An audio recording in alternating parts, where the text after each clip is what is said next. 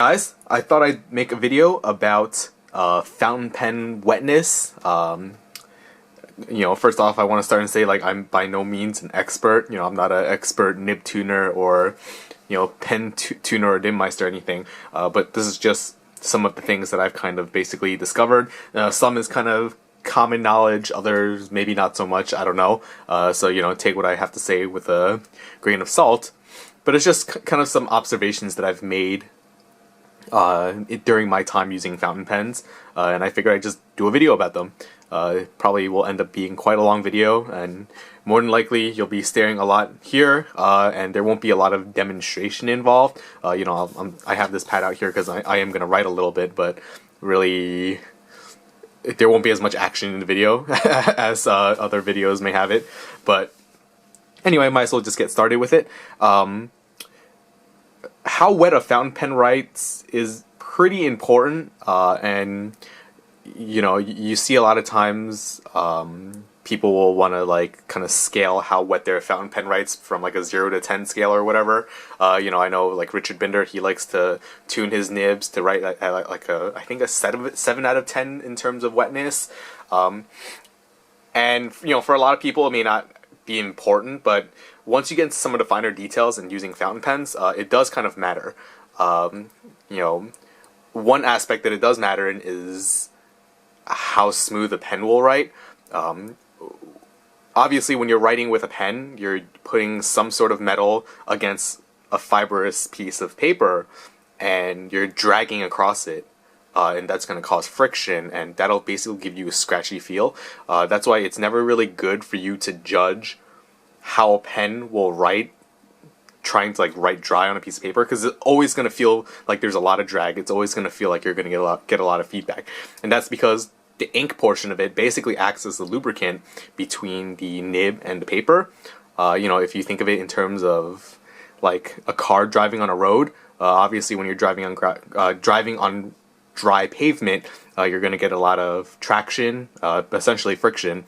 And once you go over, say, water, and if you go over thick enough and, well, not thick, what's the proper term for it?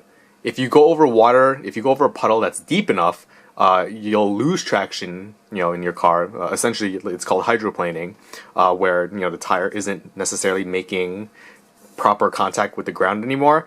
And the same applies with fountain pens.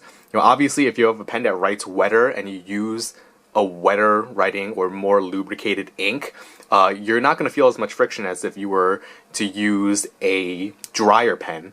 Now, the size of the nib itself isn't necessarily important in terms of how wet a pen will write.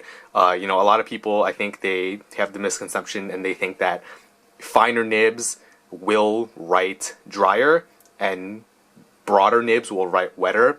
And while that's kind of true in its own way, it's not really 100% that way all the time. In general, the wetness of a pen will limit how thin of a line your pen will write. Obviously you're not going to get an extra fine nib and have it write, like 10 out of 10 on the wetness scale.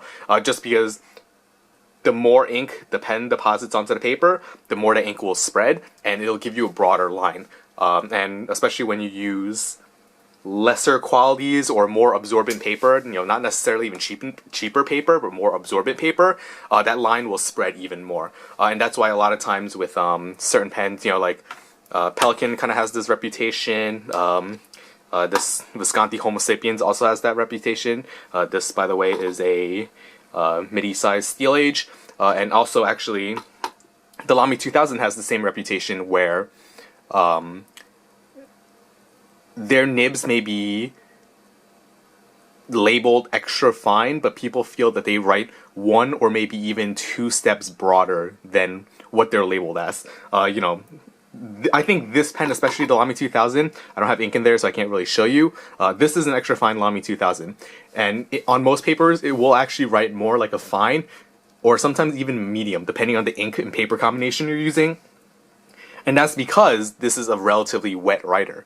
Now you can make this write drier. It's actually a little more difficult on this pen, based off of the style of the I think based on the feed and how it's like all hooded and stuff, it does write a little wetter, and you do have constraints on how dry you can make it write. But the reason why it writes thicker isn't necessarily that the tipping size is bigger. The tipping size is quite fine if you ever look at it underneath a loop or under magnification. It's just that it's a wet writer, and that line just spreads out more. Now, if I were to write on here, I have HP 24-pound LaserJet paper. If I were to write on this paper, my line would be a lot finer than if I were to write on, say, like 20-pound standard copy printer paper. That in that case, and that's what I use at work, and why my preferences lean towards finer nibs is because that line will naturally just spread. Now, like I said, inks will play a factor into it. I'm not going to go too much about it in this video. With certain inks, like I find diamine inks, they're a lot wetter. They tend to feather more, and they tend to spread out more. Versus, if you want to compare it to like Noodler's X Feather, which, while that's kind of a lubricating ink, it's also a very dry ink, and it kind of like holds itself together better. I feel like the ink has better water surface tension, and it just doesn't spread out as much. And that's why it doesn't really feather as much, and it kind of keeps his line width a little better than like diamine ink. But regardless, different topic altogether. But yeah, obviously if a pen's going to write drier, it'll write a finer line. And if you want as fine of a line as possible, not only do you need to have your tip size very small, you also need to have a dry writing pen. Because the wetter it is, the more ink it'll dump onto the paper, and that ink will just spread out, and you'll get a broader line. On the other hand, if you have a broad nib, even though the ball tipping is still big, it doesn't necessarily mean it's automatically gonna write wet. At least in my mind, from what I've seen, basically, let's say you have your two tines, right? And this is obviously very much magnified. I'm just gonna do a very simple drawing like this. Let's see, these are your tines. And then you have your tipping material over here, whatever. The wider this channel is, basically, the wetter it's gonna write. Simply because, it's essentially like a larger capillary, and it has the ability to dump more ink onto the paper when you write, versus if it were to be a much narrower tine. People will argue about what they feel is best in terms of tine spacing. Some people like it to be a little closer, some people like it to be perfectly parallel.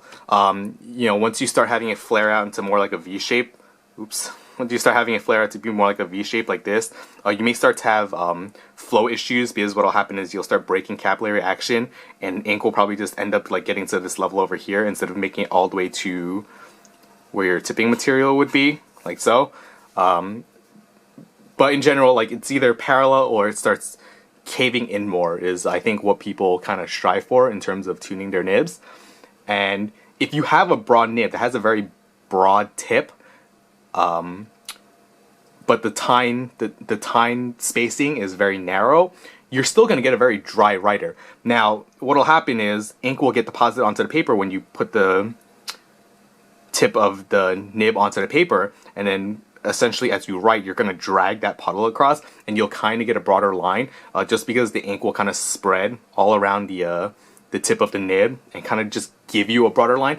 But at the same time, the thickness of the line isn't the best judgment. What you have to do is just kind of see how much ink it gets deposited onto the paper, and then see how long it takes for it to dry. Now, you obviously want to keep the ink and paper standardized, and you just kind of change the tipping size, if you want to call it, to kind of compare to see how wet a nib is.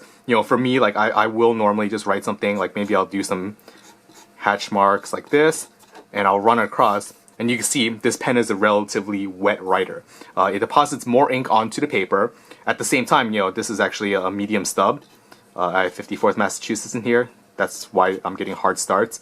For those of you who have never used this ink, when you use 54th Massachusetts and you leave it uncapped, it will dry up on the tip and you'll get a hard start. But this pen does put down quite a bit of ink, to the point where I could just leave it there for a few seconds after I finish writing, and then you'll see, like, it'll still smear across. Now, if I were to put this ink into a drier pen, it won't deposit as much, and that ink that's sitting on the surface of the paper will dry a lot faster. So in terms of a demonstration, the best thing I kind of have that I can easily swap nibs with and still use the same pen and ink, excuse me, is this Pilot Prera I have here.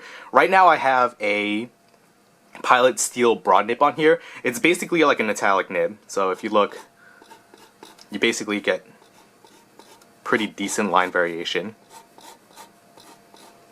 Now, when I go on the cross strokes, it'll actually write a lot drier than if I were to go on the downstrokes. Just because when I go on the downstrokes, obviously I'm getting, the tines will spread a little bit as I put a little bit of pressure down, and you'll get a much wetter line going down. But you can see here, like, even though this is a very broad line, it's not super wet. Obviously if you look at this, while it's different inks, this is a much narrower line, and you can see that when I held it like that, it still smeared quite a bit more.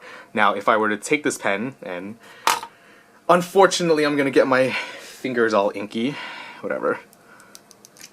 I'm gonna take this pen, and I am going to swap it out with, oh god, I'm gonna, oh, this is a mistake. I'm gonna get ink everywhere. I'm gonna swap it out with a fine nib, a fine Pilot nib. Oh, sorry. Kind of awkward doing this behind the camera. I'm gonna swap this out with a fine nib. Just gonna wipe my hands first. For those of you who are curious, I have a Mont Blanc Royal Blue in here right now. I'm gonna swap this out with a fine Pilot nib. I'm not even sure if you'll be able to see. Come on. Hannah. There we go. You can see it's a steel nib by Pilot and it's fine. I'll go back and I'll show you the other one. If I could get the lighting just right and get it to focus. Oh, come on. Why don't you want to focus?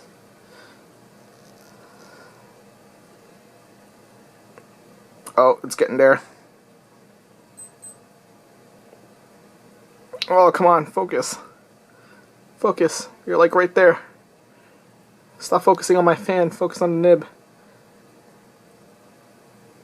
Ah, I can't oh, it's not focusing, but you can, oh, wait, there we go, you can see it now. See, that's a broad Pilot Steel nib, which is very italic sized in terms of its size.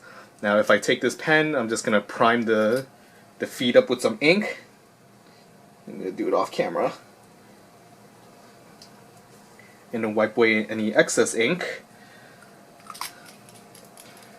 With this fine nib will actually write, once I get it to start, it will actually write wetter than that broad nib. Just because I've adjusted the flow to write wetter than the broad nib. If I can ever get it to write. It's going to be a terribly long video. Also doesn't help that I have like no ink left in this pen.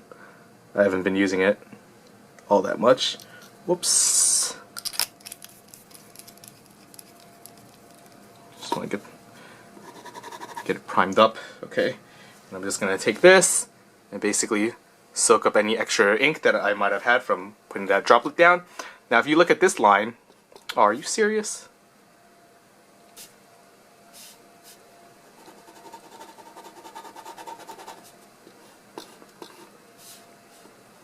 This is great.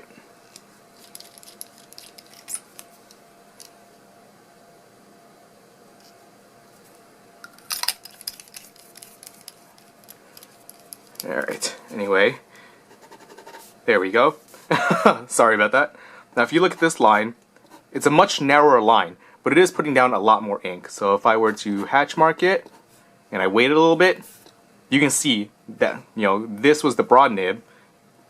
3 hatch marks, wait a little bit. I'll even wait a little longer than I waited with the broad nib. And you see it just smears a lot more, just because it's putting down a lot more ink.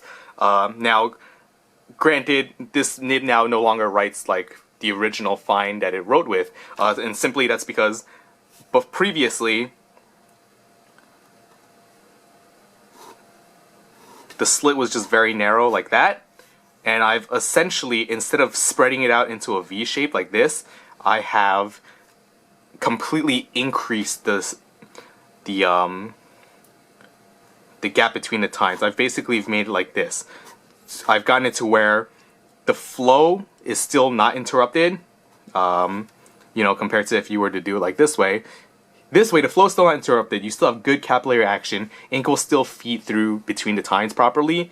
But because obviously now the gap between the tines has increased, I'm writing a much broader line than I used to. This is still pretty fine because, I start off with a Japanese fine, which is more like a European medium-ish kind of. No, wait, I have that wrong. I start with a Japanese fine, which writes more like a Western European extra fine. So, it's still a pretty narrow line, but it is a lot thicker of a line than previously. Now, in terms of how I got it like this, the easiest and the quickest way, maybe not necessarily the easiest way, but the quickest way I found to basically spread the tines is to take some sort of shim. I personally use brass shims. Other people will use spark plug gappers. And you essentially just kind of go in between, like from the breather hole, you go in between the two tines, and that spacer that shim will naturally just spread the tines out. And you spread it to the point where obviously the metal, whether it be gold or steel, will hold that memory and it'll stay separated.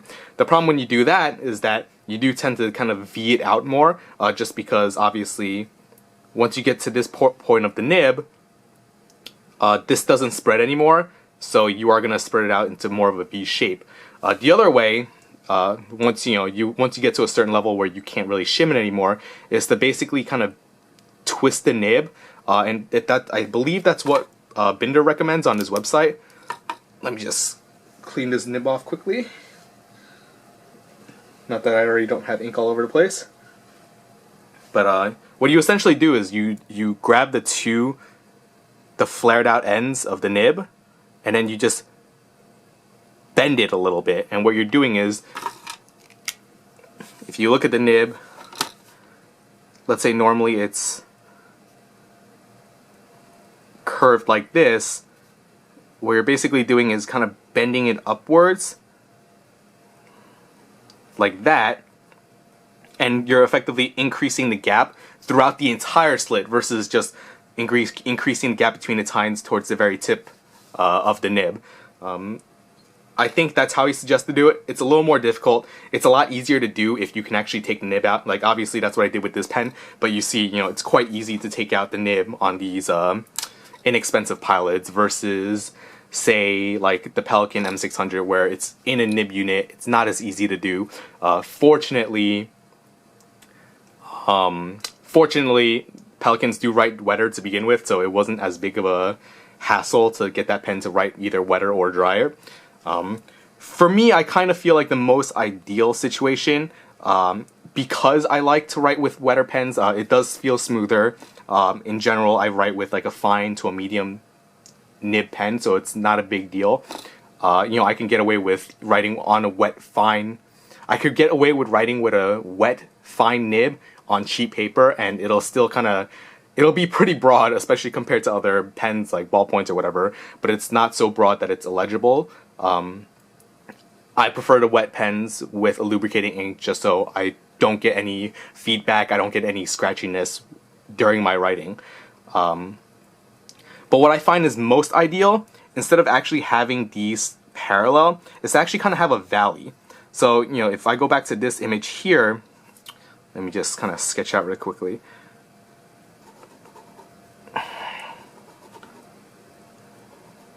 I'm not the best artist. I kind of feel like instead of having it perfectly parallel in between the two tines, I actually prefer for it to basically be touching on the top, or very close to touching, and then towards the bottom of the nib, I like to have a gap.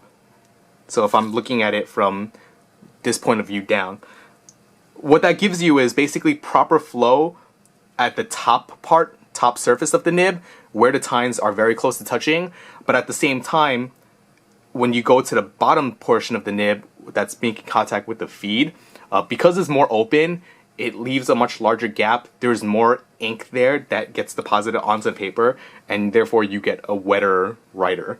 You know, I also believe that, I think, I first got this idea when I was reading through Brian Edison's site, where he had a page where about how, you know, he explains how he adjusts nibs for smoothness and wetness and whatever. And I believe that's what he says his preference is, and I kind of just went ahead and tried it out, and it did work quite well. Versus, you know, a lot of times what'll happen is when you go for a perfectly parallel tines throughout from top to bottom, you'll tend to start getting pens that hard start, or you don't have like issues where basically as you're writing it'll kind of just dry up, just because the capillary action can't keep up with the speed and the wetness that you're writing in. So I don't know, just kind of like some random thoughts going through my head about nib wetness, you know, especially since I've been adjusting and tuning a lot of fountain pen nibs recently, not necessarily just for me, but also for like some of my friends. It was just some random thoughts that came up in my mind. I figured I'd just put down on video, a nice 20-minute long video about just me rambling about stuff. So hopefully you guys have learned something from this, especially if you stuck around for this long. I feel kind of bad if you didn't really learn anything about it and you wasted 20 minutes out of your day. But anyway, in closing, the wetter the nib, the smoother it is. At the same time, the wetter the nib, the harder it is to get a narrower line when you're using very absorbent paper. If you're using paper like Tomoe River that's not very absorbent and the ink just sits on top, then it's not a big deal. What'll end up happening is you have a wet nib that writes very fine because the paper is not absorbing and spreading out the ink, but you'll have much longer dry times just because that wetness is sitting on top of the paper and you'll have to wait for it to evaporate. And if you want an easier, finer line, especially on more absorbent paper, go with a drier nib, but then you do have the problem where you will feel more feedback and scratchiness behind it because you're not lubricating the surface of the paper, you know, the contact point between the nib and the paper itself. So hope you guys enjoyed this video, and thanks